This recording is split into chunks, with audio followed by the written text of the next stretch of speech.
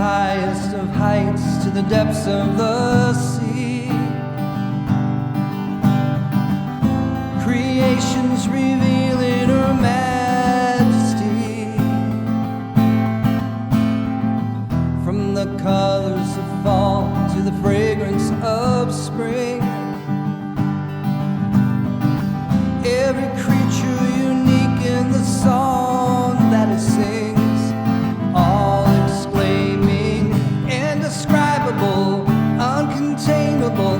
You place the stars in the sky and you know them by name. You are amazing, God, all powerful, untamable. Awestruck we fall to our knees as we humbly proclaim, you are amazing, God.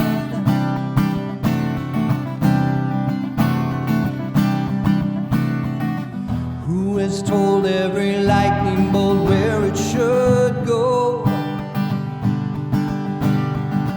or seen heavenly storehouses laden with snow? Imagine the sun and give source to its light, yet conceals it to bring us the coolness of night. Well, none can fathom, indescribable, uncontainable. You place the stars in the sky and you know them by name. You are amazing, God, powerful, untamable. Awestruck we fall to our knees as we humbly proclaim, you are amazing, God. You are amazing, God.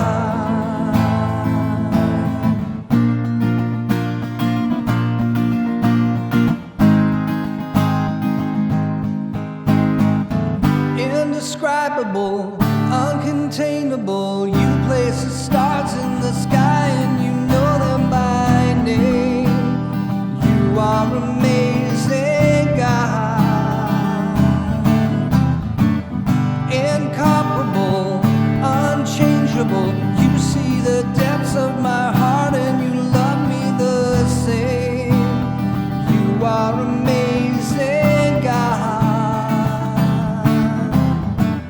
indescribable, uncontainable. You place the stars in the sky and you know them by name. You are amazing, God, incomparable, unchangeable. You see the depths of my heart and you love me the same. You are amazing, God.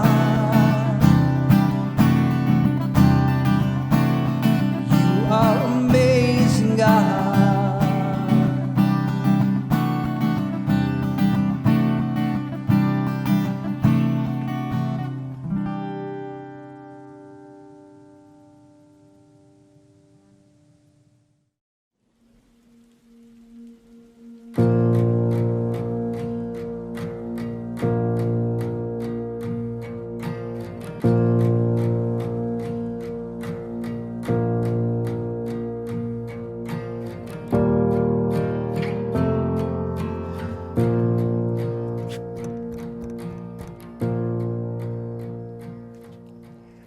It was on October 31st, 1517, what we call Halloween, but what they called All Hallows' Eve, that Martin Luther posted his famous 95 Theses to the door of the Wittenberg Church in Germany. He was trying to make a statement, and he sure did. And Luther, at that moment, stepped into a long line of reformers before him and after him who were advocating for religious freedom. This past week, as we've talked a lot about American freedom and July 4th, we should stop for a moment and talk about our religious freedom. Now, that's in the news a lot, and I want to share with you something that may not be in the news a lot. I want you to imagine a snow globe. You know, sometimes they're little, sometimes they're fairly large, sometimes a little bit dome-shaped, sometimes completely round, sometimes glass, sometimes just plastic, depending on the price and the size. But you know what happens inside of a snow globe. The scene, the people, whatever is inside is sort of frozen in time, if you will. Their world is perfect, encapsulated inside that dome or that globe. And Luther was trying to create just that kind of setting. He wasn't trying to change the church in a huge way, but he was trying to say, look, people in the church ought to have more freedom. And in fact, some freedoms that were brand new, like reading the Bible in their own language. But they ought to have the freedom also to ponder what God is in their lives and not just be told by a central authority. He wanted them to have the freedom to possibly worship in other places, including their homes. And so he wrote a catechism so that moms and dads could teach their children and worship with their children any day of the week, any time of the week. But he also, not in his own words, but also understood our lives of faith as a snow globe. Meaning there were still boundaries. We were still all gathered and collected as a people of faith within the grace of God, within the expectations of the Ten Commandments, for instance, within the idea that we still all depended upon one another. So it wasn't that we had freedom to just go off and do whatever we wanted, but within the sphere of God, we had all the freedom of the world. And Luther said primarily that that freedom ought to be directed first to God and Jesus, and second to our neighbor. That we were third. That if our freedom of religion somehow infringed on somebody else, we ought to think twice about that. If our search for freedom individually impinged on somebody else, frustrated the freedom of a neighbor, we ought to think twice about that. Today in America, when we talk about freedom, and especially religious freedom, unfortunately it all gets turned to me, me, me. What can I do? Luther called that incurvatus se, meaning curved in upon ourselves, and he warned us about it all the time. So today, when we talk about religious freedom and when we talk about the freedom in this country and the ability to worship freely as stated in the First Amendment of the Constitution, let's not forget that that freedom of worship extends to all of us.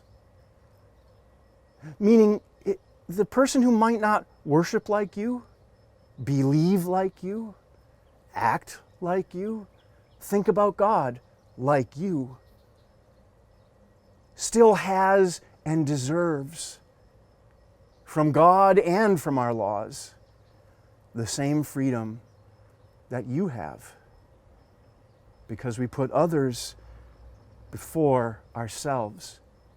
And that's the only way that we can all be truly free.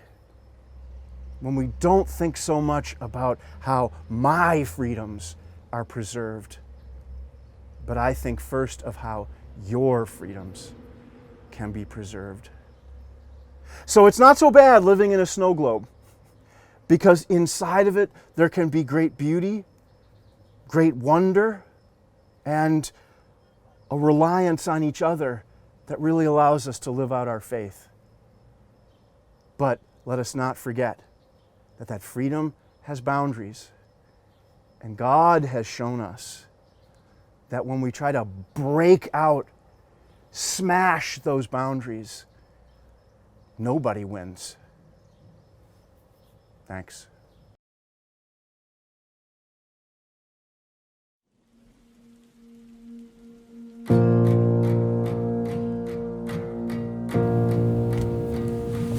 You unravel me with a melody. You surround me with a song of deliverance from my enemies, till all my fears have gone. I'm no longer a slave to fear. I am a child of God. I'm no longer a slave to fear. I am a child of God.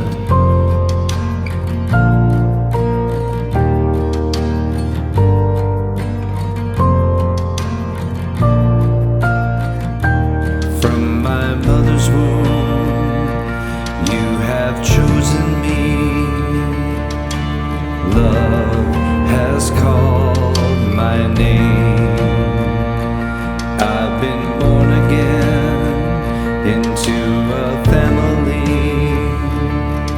Your blood flows through my veins, and I'm no longer a slave to fear. I am a child of God. I'm no longer a slave to fear.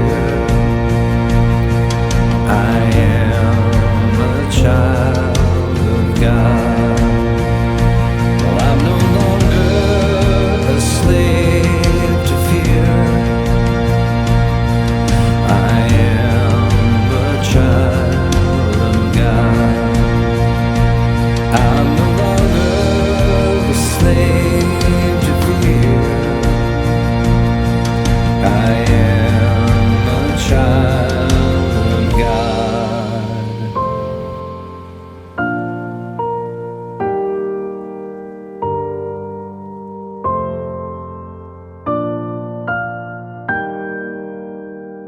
I am surrounded by the arms of the Father. I am surrounded by songs of deliverance.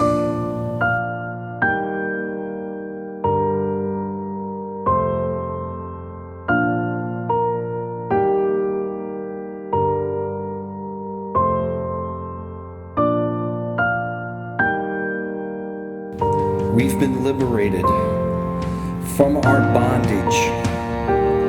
We are the sons and the daughters. Let us sing our freedom.